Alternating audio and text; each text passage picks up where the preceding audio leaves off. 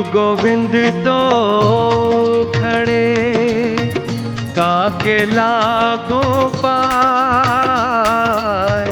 गुरु गोविंद तो खड़े काके लागो पाए। बलिहारी गुरु आपने गोविंद दियो बताए। कबीरा गोविंद दियो बताए। परम पूज्य संत सम्राट सदगुरु सतकवि मंच पर विराजमान मंचासीन दरभंगा जयंतीपुर दात से पधारे हुए महात्मा श्री राम साहेब जी, मंचासीन वयोवृद्ध महात्मा सुकैला मोर भरना से पधारे हुए हमारे परमेश्वर साहेब जी, नाथनगर समधा बनमनखी से पधारे हुए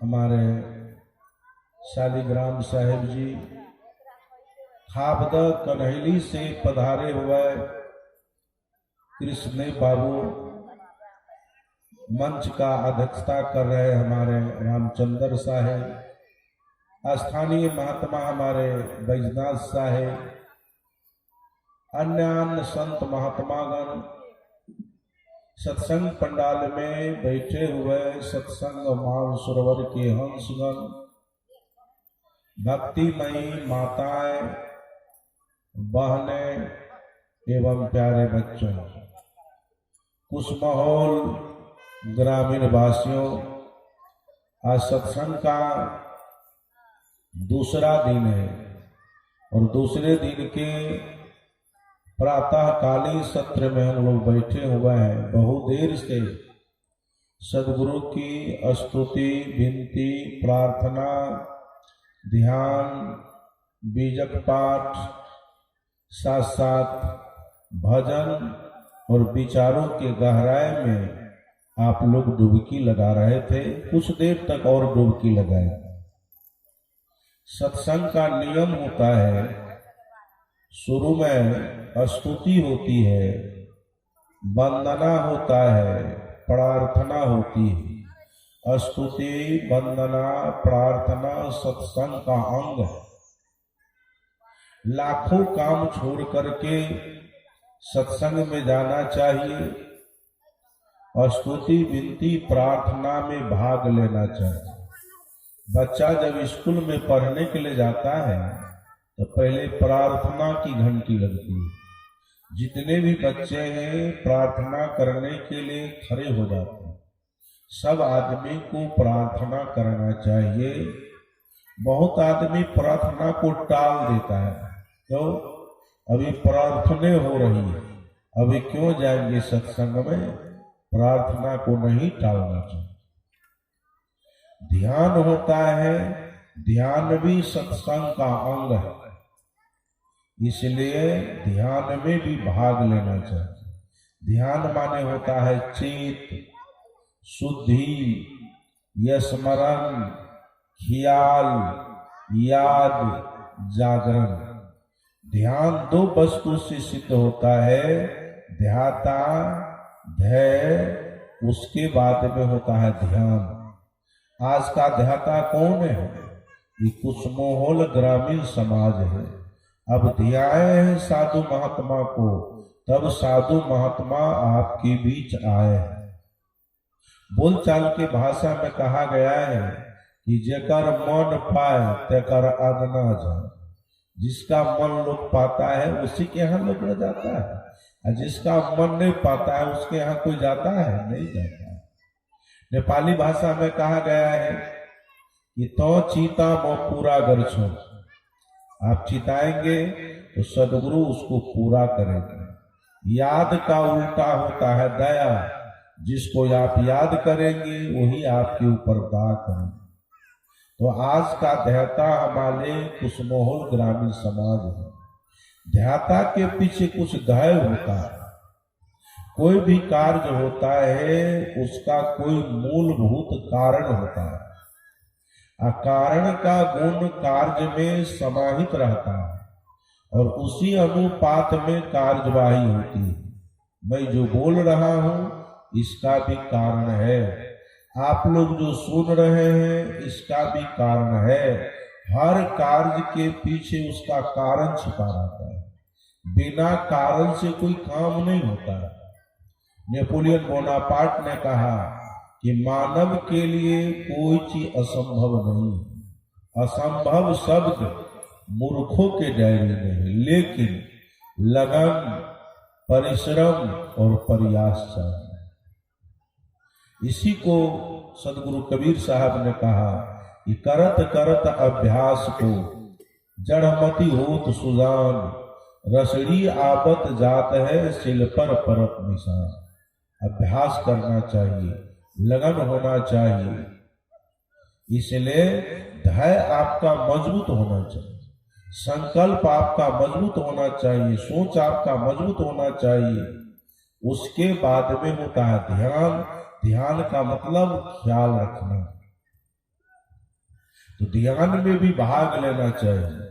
उसके बाद में सदग्रंथ का पाठ होता है, पाठ में भी भाग लेना चाहिए। जितने भी संप्रदाय दुनिया में है सब में सदग्रंथ का पाठ होता है। इस्लाम लोग भी कुरान का पाठ करते हैं, इस्लामी लोग, मुसलमान लोग कुरान का पाठ करते हैं। बुद्ध धर्मावलंबी लोग धम्मपद का पाठ करते हैं। कृष्णानंदी संप्रदाय के लोग गीता का पाठ करते हैं।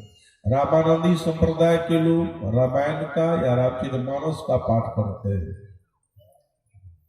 संत मत में सुबह के सत्र में सत्संग योग का पाठ होता है, अपराह्न कालीन सत्र में रामचरितमानस का पाठ होता है। ईसाई धर्म में बाइबिल का पाठ होता है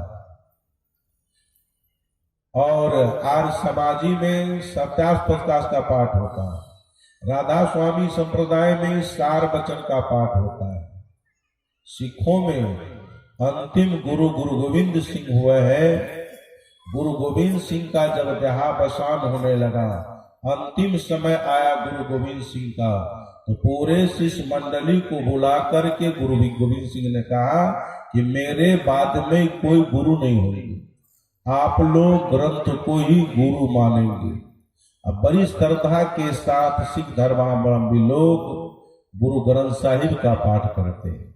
सिखों में चौथे गुरु अर्जुन देव जी महाराज हुए हैं। अर्जुन देव जी महाराज का लिखा हुआ है गुरु ग्रंथ साहिब, करीब 1400-1500 पृष्ठ का ग्रंथ है।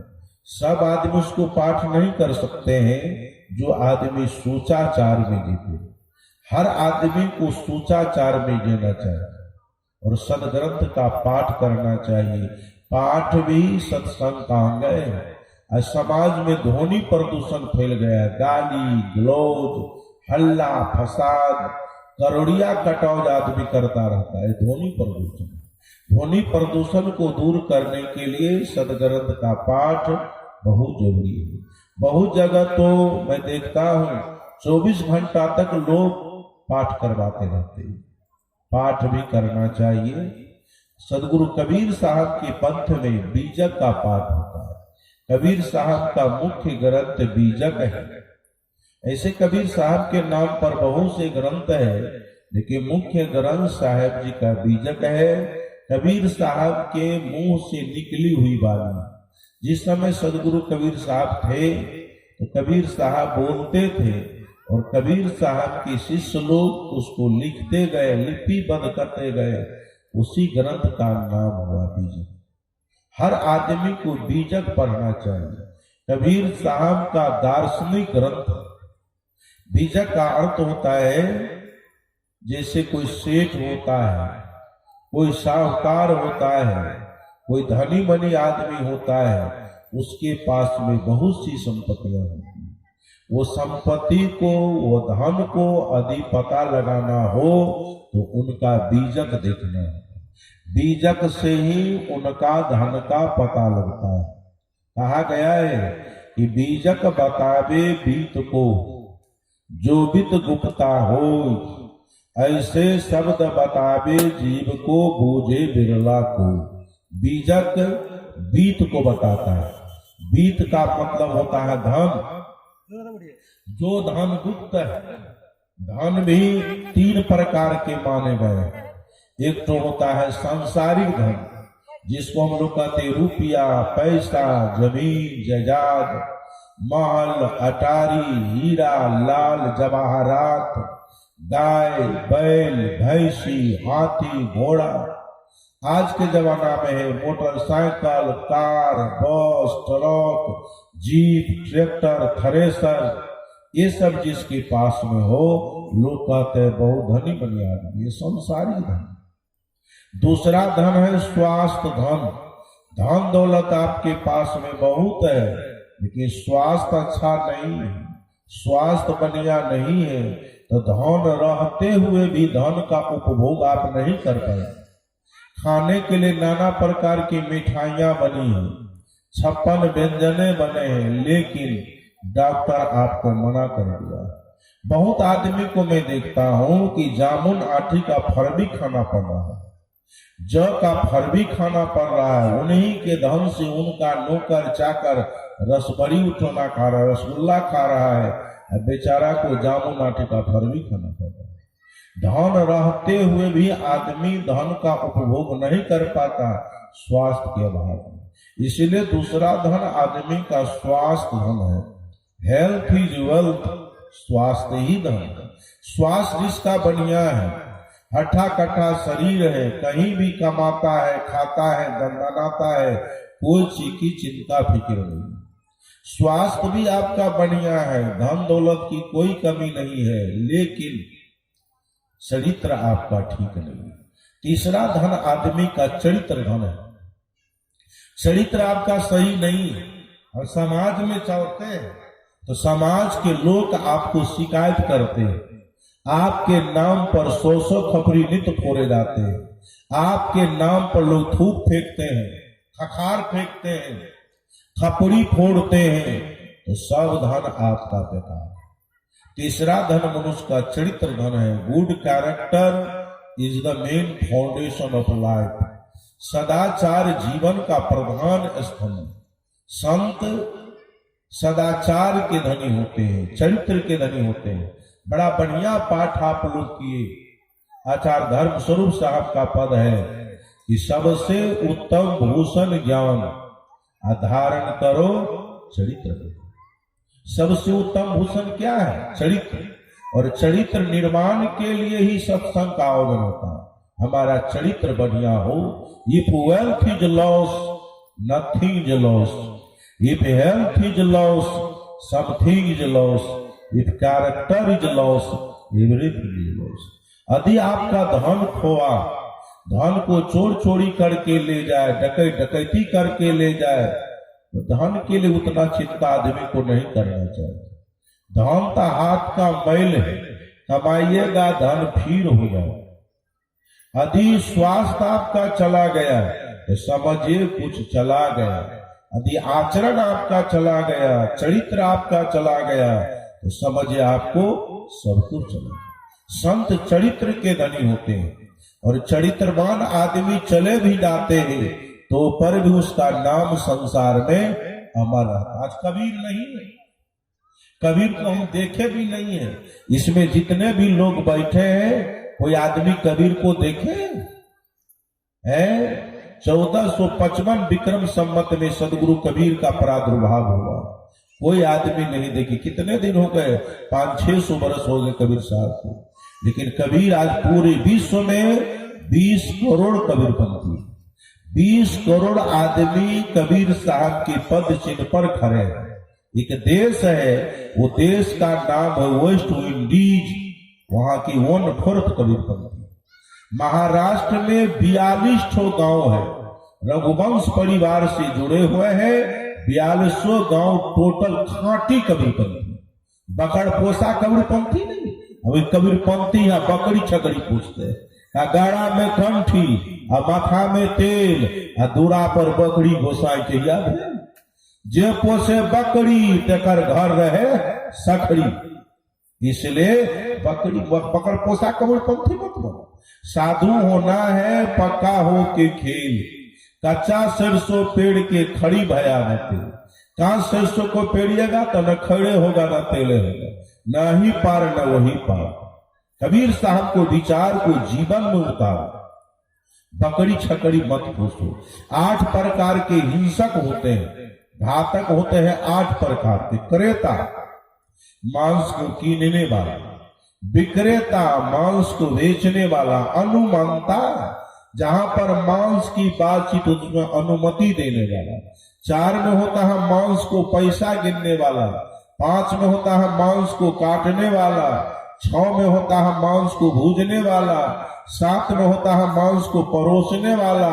8 में होता है स्वतः खाने वाला। 8 चला जगह जहल। इसलिए आज कबीर साहब का विचार प्रासंगिक है।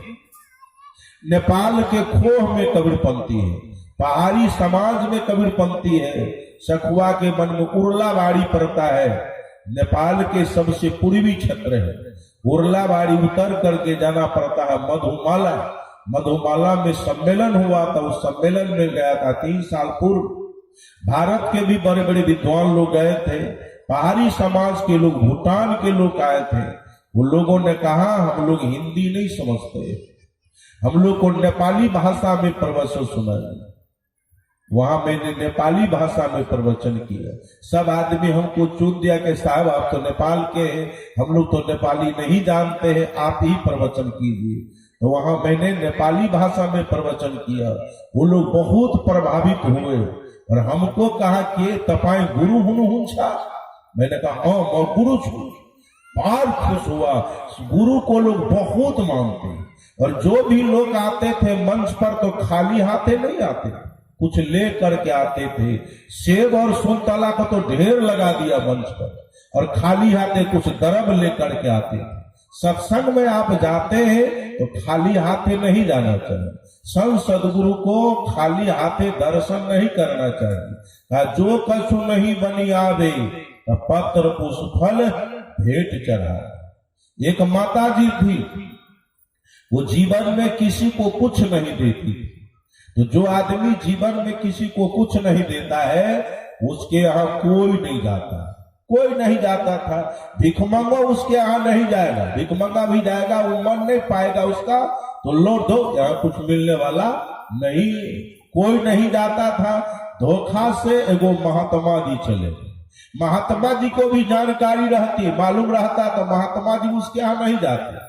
धोखा से चले गए महात्मा जी और माता जी चूल्हा निप रही थी, घर निपा लेकर के चूल्हा निप रही थी। अब भोरे भोरे महात्मा जी पहुंच गए दरवाजे पर। महात्मा जी जोर से दिया ललकार, कहा 7 नाम 7 नाम 7 नाम।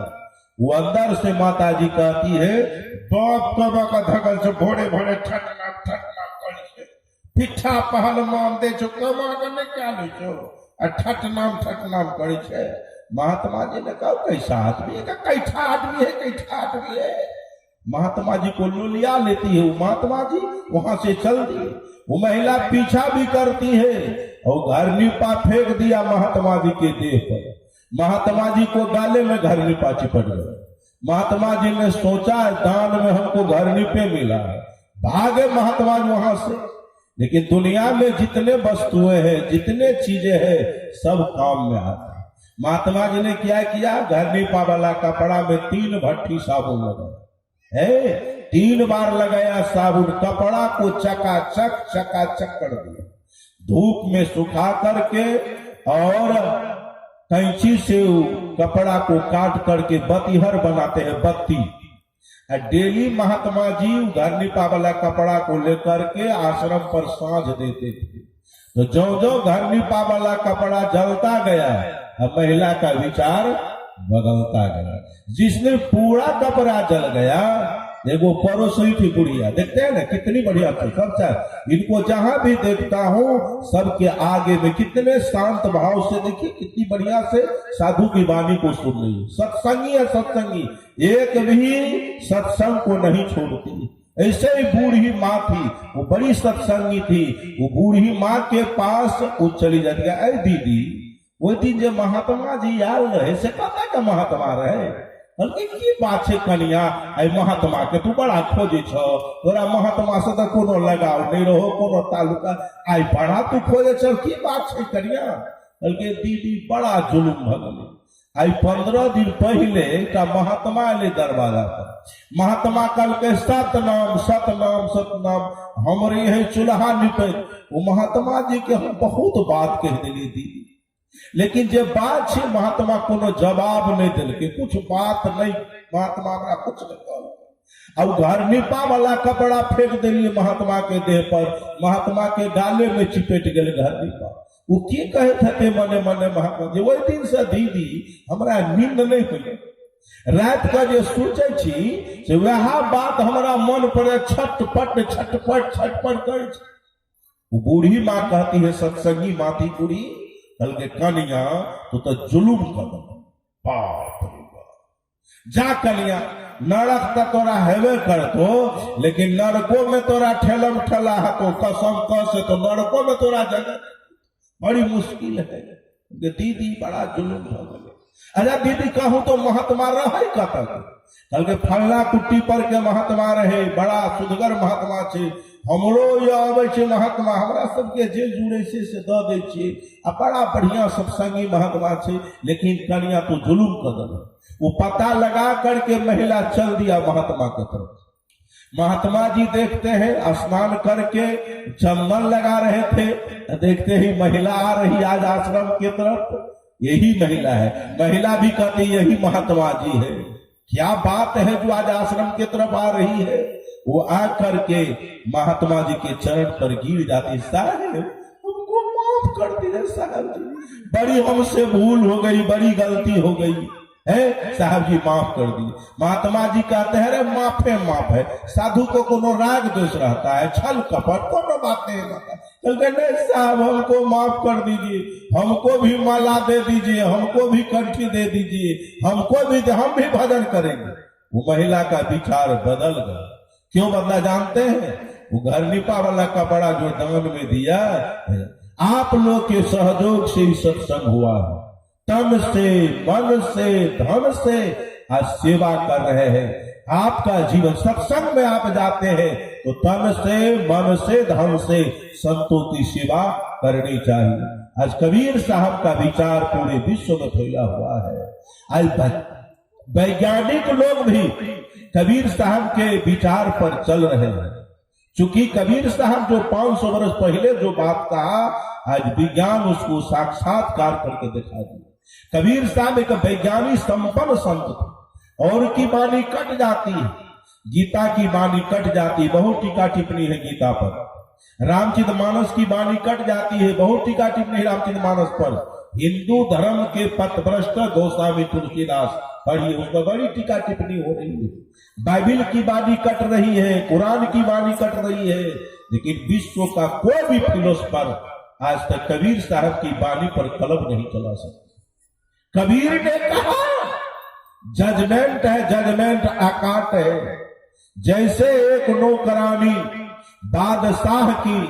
बादशाहत की मूल्यांकन नहीं कर सकती भाषा इतनी समर्थ नहीं जिनके द्वारा सदगुरु कबीर की वाणियों की मूल्यांकन की काव्य शास्त्र का घेरा पंडितों ने जो बनाया है मालूम पड़ती है घेरा की ऊंचाई 5 फीट है तो सदगुरु कबीर की वाणी की ऊंचाई 50 फीट वो 50 फीट वाणी रूपी शेर को 5 फीट रूपी घेरा में मैं कैसे हटा सकता हूं इसलिए कबीर साहब भाषा के डिक्टेटर थे वाणी के डिक्टेटर कबीर साहब का जीवन ऊपर से बेदाग अंदर से बेलाग कबीर साहब के जीवन में किसी प्रकार का दाग नहीं लगा बराबर इस भजन को हम लोग सुनते हैं सुनाते हैं चदरिया झीनी रे झीनी इस भजन की अंतिम कड़ी है कि सो चादर सुरनर मुनि ओढ़े ओढ़ के मैली कीनी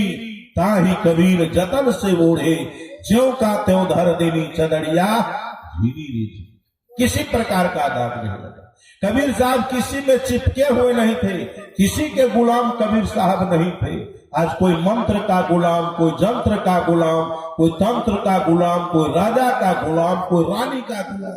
कबीर साहब किसी की गुलाम नहीं थे। कबीर खरा बाजार में सबसे मनावत खैर, न काहू से दोस्ती न काहू से बैर। कबीर साहब को न किसी से दोस्ती थी न किसी से बैर था। ऐसा जीवन जी करके आज सदगुरु कबीर अमर है। महापुरुष चले भी जाते हैं तो महापुरुष का नाम संसार में अमर रहता है। राजनीतिक क्षेत्र के महापुरुष हुए गांधी जी, चले गए लेकिन गांधी जी का नाम अमर है।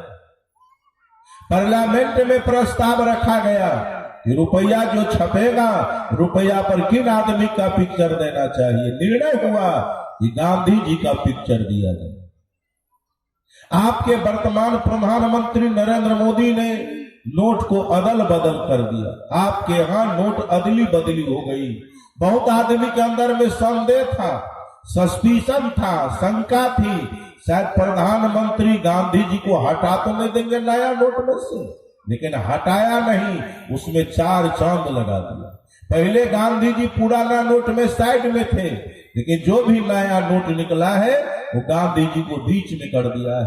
2000 के बीच में है गांधी, 500 के बीच में है गांधी, 200 निकला है, 200 के बीच में है गांधी जी। नया 100 निकला है, उसके बीच में है गांधी जी। नया 50 टकिया के बीच में है गांधी जी। नया 10 टकिया के बीच में है गांधी जी। गांधी जी चले गए लेकिन गांधी जी का नाम अमर है। क्यों? सत्य और अहिंसा के बल से। गांधी जी की मां कबीरपंथी थी। गांधी जी गए थे घूमने के लिए काशी कबीर चौड़ा, तो गांधी जी को बैठने के लिए कुर्सी दी गई। कुर्सी पर नहीं बैठ करके गांधी जी जमीन पर बैठ गए। वहां के लोगों ने से प्रश्न कर दिया कि आपको बैठने के लिए कुर्सी दी गई है, कुर्सी पर नहीं बैठ करके आप जमीन पर क्यों बैठ गए? गांधी जी ने कहा ये मेरी माँ की गुरु भूमि है। क्या आप कबीर को जानते हैं? कहा मैं तो नहीं जानता हूँ, लेकिन मेरी माँ कबीरपंथी थी, कबीर साहब की अनुयायी थी, और कबीर साहब का ज्ञान मैं अपने माँ के दूध के द्वारा पान किया। सत्य और अहिंसा के बल से आज गांधी जी अमर हो गए। नेपाल में भी गांधी आश्रम है। नेपाल भी गए थे गांधी जी, उनको 11 बीघा जमीन दी गई। कहा? तो आपको रंगैली से आगे बढ़ने इस साल ये आपको अप्रैल में 4, 5, 6 अप्रैल का मेरा और धर्मस्वरूप साहब का कार्यक्रम हुआ। गांधी जी का नाम आज पूरे विश्व में है। तो जो आदमी सदाचारी होते हैं, वो चरित्रवान होते हैं, वो चले भी जाते हैं तो उनका नाम संसार में अमर रहता है। दार्शनिक सुकरात यूनान के थे, देखने में बड़ी काली क्रूर था, लेकिन सदाचारी थे, तो आज चले गए और उनका नाम आज अमर है। अब्राहम लिंकन अमेरिका के राष्ट्रपति बने, बड़ी चरित्रवान आदमी। अब्राहम लिंकन को पढ़ने के लिए पैसा नहीं जुटता था, तो कहाँ पढ़ते थे? रात्रि में लोग घोड़ा नहीं लगाते हैं, घोड़ा को जो धम धोड़ा होता है वो धम धोड़ा में जाकर के इसे पढ़ते थे। इतनी गरीबी थी, फुटपाथ पर दुकान करके गुजर बसर करते थे। अब बहुत ईमानदार एक बूढ़ी जाती है चाय पत्ती लेने के लिए, और दुकान में बड़ी भीड़ थी, वो बूढ़ी को चाय पत्ती दे दी। बूढ़ी पैसा दिया, लेकिन पैसा कुछ वापस होना चाहिए, धोखा से नहीं दे वापस। लेकिन शाम जब हुई तब ख्याल करते हर दुकानदार भर दिन में कितनी बिक्री हुई उसका लेखा जोखा करते। लेखा जोखा जब किया तो ख्याल हो बूढ़ी माई आई थी चाय पत्ती लेने की, उनको जो है और चाय पत्ती होने तो दिया पैसा पूरा, और चाय पत्ती हम कम दिया, पैसा भी वापस नहीं दिए। 12 बजे रात में लालटेन जला करके अब्राहम लिंकन बूढ़ी के पास चले गए। जोर से हल्ला किया अब्राहम लिंकन, बूढ़ी माँ, बूढ़ी माँ, बूढ़ी माँ। वो बूढ़ी माँ के कान में आवाज आती है, घर से निकलती है। हल्के कौन हो जी, इतने रात में हल्ला कर रहे, कौन आदमी हो? हल्के मैं हूँ माता जी अब्राहम। अब्राहम हो? किधर आए हो अब्राहम इतने रात में? बूढ़ी माँ तू चाय पत्ती लेने के लिए गई थी, इसलिए तो कम चाय पत्ती मैंने तुमको दिया। या तो चाय पत्ती ले लो और नहीं तो पैसा वापस ले लो। कहा बेटा घर पेश करके तू आया पैसा देने के लिए, जाओ बेटा तू बड़ा चरित्रवान आदमी है, बड़ा ईमानदार आदमी है, तू महान बनोगे बेटा, जाओ बेटा महान बनोगे।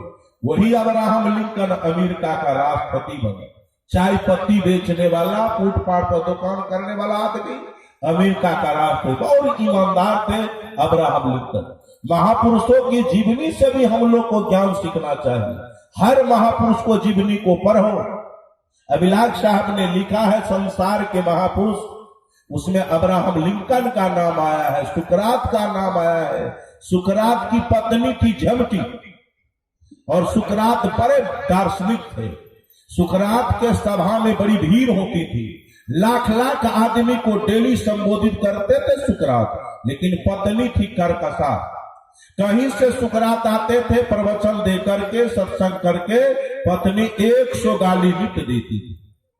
सुकरात सहन कर लेते थे, हंसते रहते थे, सुकरात कुछ नहीं बोलते। एक दिन की बात है, सुकरात कहीं से सत्संग करके आए, अब पत्नी जो है भात पसा रही थी।